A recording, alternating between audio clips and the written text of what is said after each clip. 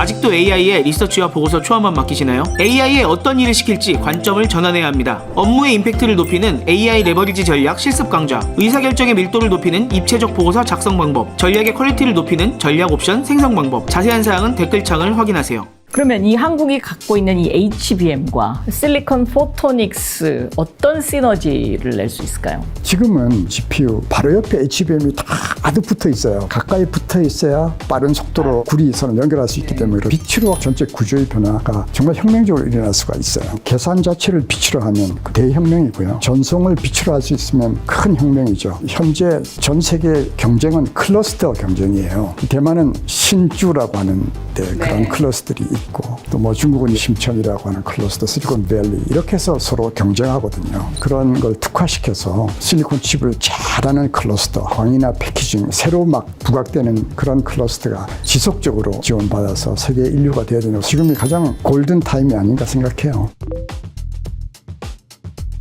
그러면은 앞으로 이 AI 반도체 경쟁은 GPU 경쟁이 아니라 광 반도체 경쟁으로 바뀔 가능성이 있다? 이렇게 설명해도 되겠습니까? 어떻게 보면 가장 중요하고 그야말로 아주 가까운 장르의 질문인데, 실리콘 포토닉스 그걸 적합하게 솔루션을 낸다. AI 전체의 중요성이 점점 커지는 거죠. AI 전체를 지배할 것인가? 그렇게 이야기한다기보다 enable technology, 그게 없으면 안 되는 거죠. 광이 전자의 시스템 내로 들어간 것은 한 번도 인류가 해본 적이 없어요.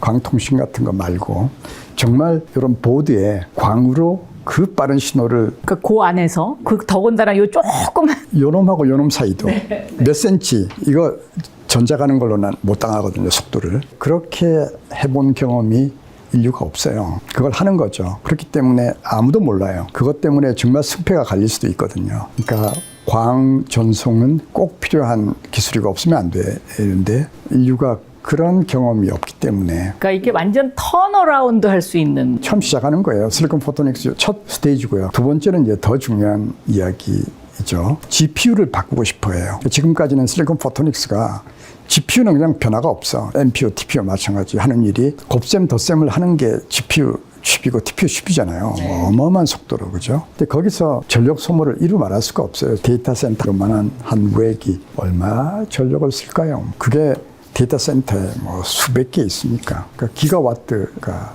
되겠죠. 그게 이제 버틀넥이죠. 그러니까 사람들이 우주에 보내겠다. 배 데이터 센터를 짓자. 왜냐하면 배에 물이 많으니까, 쓸 수 있으니까.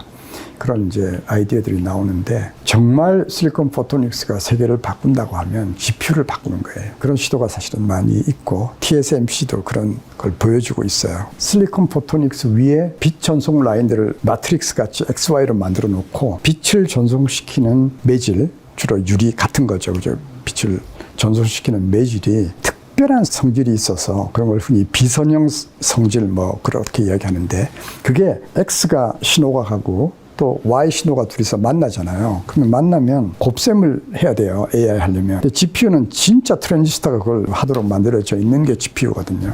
그걸 빛으로 해요. 굉장히 획기적인 건데요. 네. 전력이 거의 과장하면 0, 속도는 이루 말할 수도 없고. 네. 그렇게 사람들이 됐으면 좋겠다고 하죠. 만약에 실리콘 포토닉스가 빛으로 GPU가 하는 계산을 할 수 있으면, 지금 가능성은 학계에서도 많이 나오고 있어요. 거기에도 얼마나 어려움이 많이 있겠어요. 근데 그걸 극복한다면 그건 혁명 중의 혁명이죠. 그 엔비디아의 아성을 무너뜨릴 수 있는 열쇠네요, 열쇠. 이건 단순한 전송의 문제가 아니네요. 계산을 하는 거죠. 반도체의 본질, 연산 능력을 얼마나 빨리 가는 것이냐, 이거를 뚫고 들어가는. 빛이 하는 거죠. 상당히 긍정적인 논문들도 많이 나오고 또 주목을 하고 있습니다. 뭐 TSMC도 예를 들면 데모를 하거든요. 또 엄청난 변화가 있을 것이고, 또 IT 역사를 보면 그런 황당하게 보이는 아이디어들이 어떤 이유 때문에 금방 이렇게 돼버리거든요. 시장이 원하는. HBM도 비슷해요. 처음에는 게임 칩에서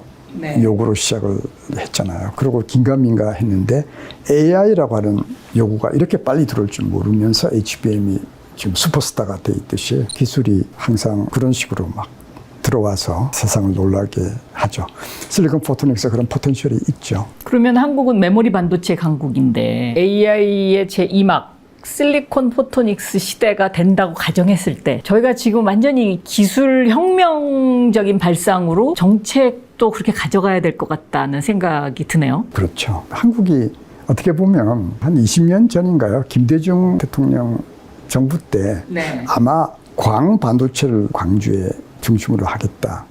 그래서 투자도 많이 하고 육성을 많이 했어요. 실제로 광 분야의 좋은 회사들이 광주 부근으로 이렇게 포진하고 있습니다. 현재요. 네. 근데 단지 실리콘 포토닉스가 아직은 혹은 광이 아직은 IT 주류로 들어오지 못했기 때문에 아주 큰 회사, 알려진 회사는 거의 없지만 일하는 사람들 혹은 인재 수급 면에서 우리나라 대학에서 광 전공한 우수한 인재들이 굉장히 많거든요. 그 사람들이 들어오고 다음에 호남 혹은 비수도권에 반도체를 하려고 하잖아요. 네. 그럴 때 광반도체, 패키징 하면 우리나라의 많은 사람들이 패키징이 부수적인 산업이라고 생각하잖아요. 반도체에서. 네. 근데 지금 패키징 때문에 TSMC가 주문을 따는 비율이 굉장히 크거든요. 커스터머는 반도체를 모르잖아요, 잘. 근데 반도체가 한 반도체로 되는 게 아니라 메모리, 칩렛 형태로. 네. 네. 다른 기술로 만들거든요. 어떤 놈은 10나노 기술로 만들어도 충분한 게 있죠. 엄청난 속도로 해야 되는 건 1.4나노, 2나노로 하려고 그러잖아요. 삼성 이렇게 하는 게. 그런데 실리콘 포토닉스 예를 들면 그렇게 1, 2나노 할 필요 없잖아요. 문제는 그걸 어떻게 잘 섞어서 필요하면 구리로, 필요하면 빛으로 연결해서 가장 빠른 시스템을 만드느냐. 그냥 단순한 패키징의 문제가 아니거든요. 우리 라이팩이 그 일을 해서 잘 알아요. 그래서 이거를 지금은 한국이 잘할 때고 비수도권에서 이미 잘하고 있는 광주 중심으로 광을 했잖아요. 패키징이 그런 패키징이 아니거든요. 그거를 육성하는 것이 훨씬 낫지 않을까? 혹은 꼭 호남 이야기 아니어도 그런 클러스터를 만들어서 빨리 육성을 해야 돼요. 인재는 있고 그 니드는 뭐 이루 말할 수가 없잖아요. 그래서 그런 게 하나의 중요한 테마예요. 패키징 하면 옛날에는 부차적인 거잖아요. 지금은 핵심. 옛날에는 그냥 뭐 이렇게 붙이고 뭐 이렇게 생각을 했는데. 그게 얼마나 어려운 기술이고 아트고 또 한국이 잘할 수 있는 거고요. 특히 광이 들어오게 되면 어디에 광을 붙여요? 그건 누가 결정해요? 패키징 하는 사람들이 결정을 해서 솔루션을 내는 그런 거죠. 정부가 서호남권을 중심으로 해서 반도체 클러스터를 새로 만들겠다. 지금 이 발표를 했잖아요. 왜 그러면 광주냐? 여기에 대한 어떤 해답 될 수 있는 아주 중요한 요소인 것 같습니다. 그럼요. 많은 사람들이 잊고 있잖아요. 네.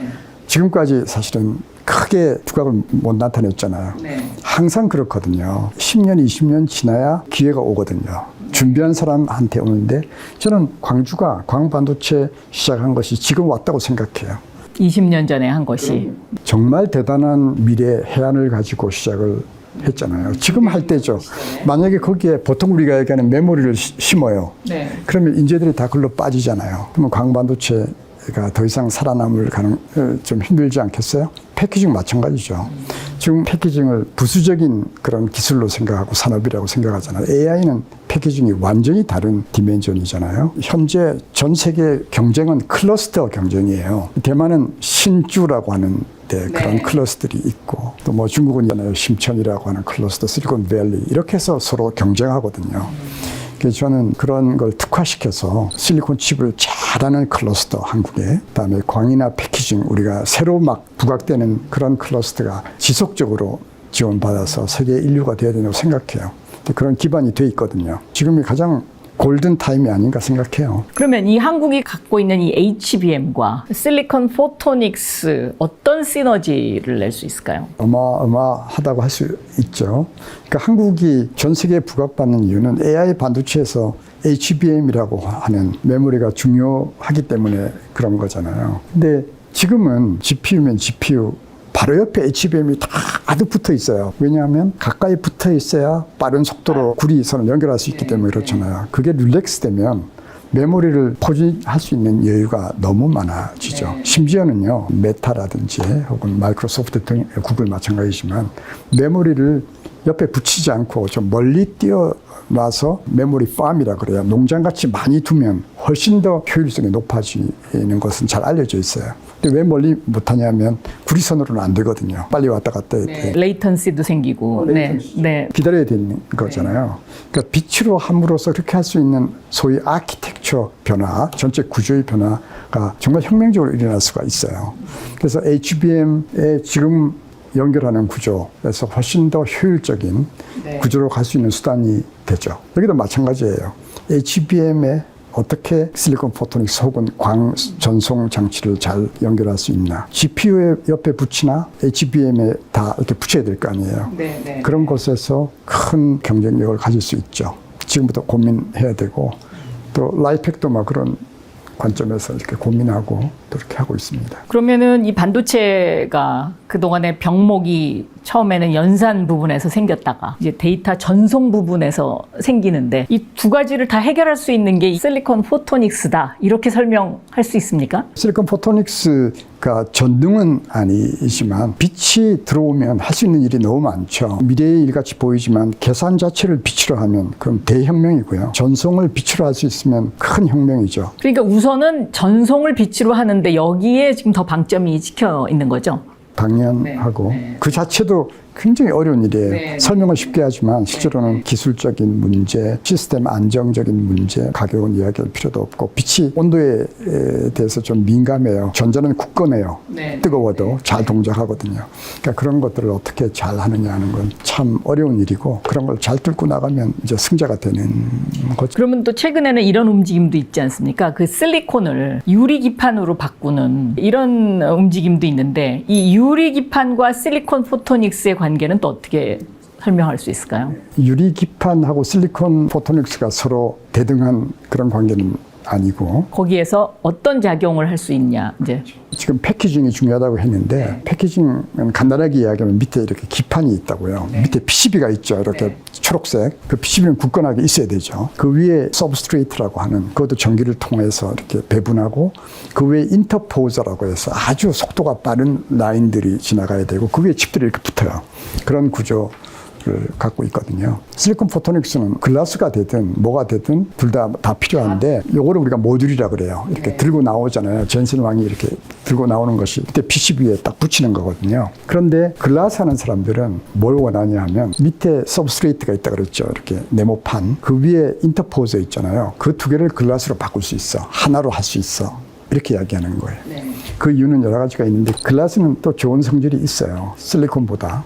우선 싸요. 인터포저를 실리콘으로 만들거든요. 빠른 전기 신호를 이렇게 보낼 수가 있어요. 실리콘은 잃는 게 많아요. 그 물성 때문에.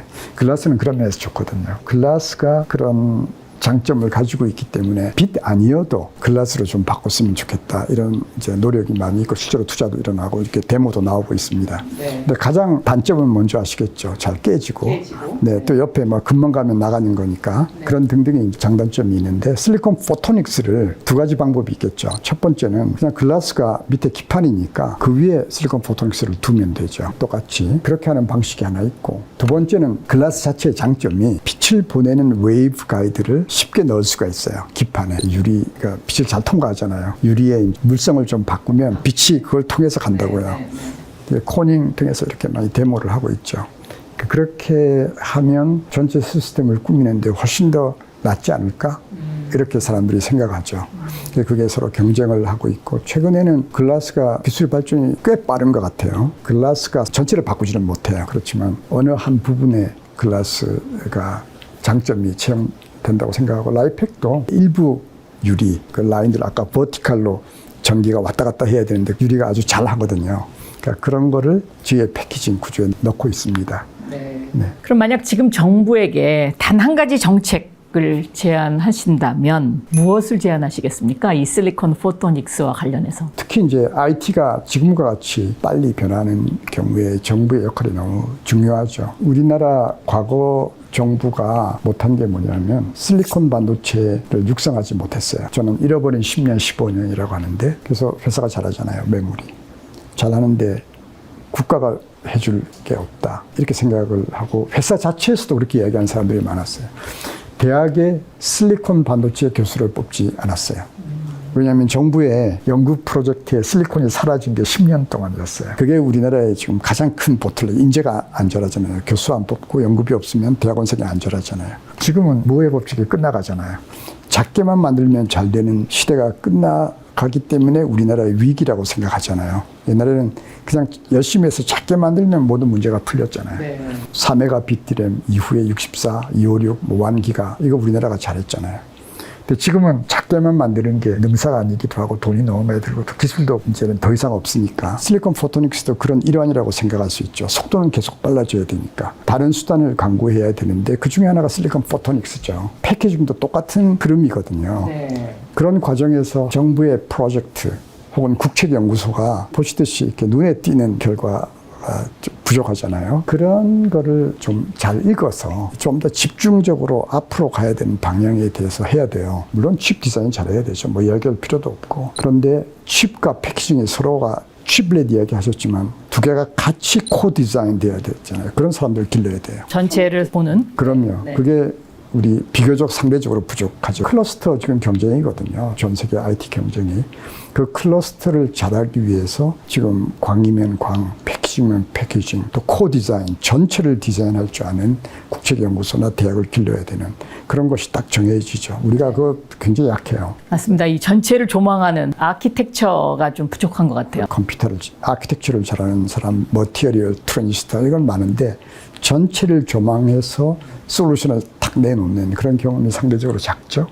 그래서 그런 쪽으로 정부가 집중하면 또 뭐 우리나라 사람들 워낙 잘하고 우수인재가 많으니까 좋은 그 결과가 있을 거예요.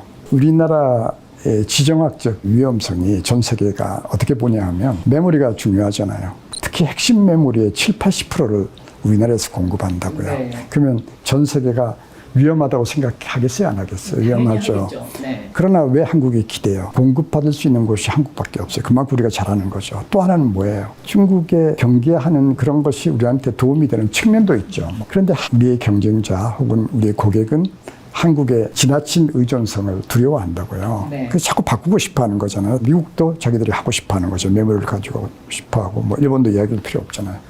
근데 우리 스스로가 공장에서 문을 닫는다고요. 그 문을 닫는 것이 몇 조 손해를 보는 그런 차원이 아니죠. 왜냐하면 그것 때문에 우리 고객이 받는 피해를 상상을 할 수 있어요. 그게 신문에서도 지적하지 않는다고요. 우리가 공장을 세우면 몇 조의 손해를 본다. 이런 이야기는 너무 근시안적이고 중요하지 않아요. 몇 조 손해보면 어때요? 근데 정말 중요한 건 우리 고객이 극심한 피해를 받고요. 두 번째는 고객이 떠나요. 한 번 고객이 떠나면 돌아오지 않습니다. 우리 그런 예를 너무나 많이 보고 있거든요. AI 시대 노동은 지능노동이라고요. 네. 우리의 경쟁자는 지능노동을 하고 있기 때문에 시간의 구애를 받지 않아요. 대만이나 중국이나 실리콘밸리나 이런 데 가보면 정말 섬찟하거든요. 그런 관점에서 노동에 대한 생각도 AI 선진적으로 변해야 된다고 생각해요. 네. 중요한 말씀이십니다. 박영선의 테크토크, 오늘은 AI 시대의 이막, 새로운 혁명을 몰고 올 것으로 예측되는 실리콘 포토닉스에 대해서 박영준 전 서울대 전기공학부 교수님과 얘기 나눠봤습니다. 감사합니다. 수고하셨어요. 미래를 먼저 보다 티타임즈.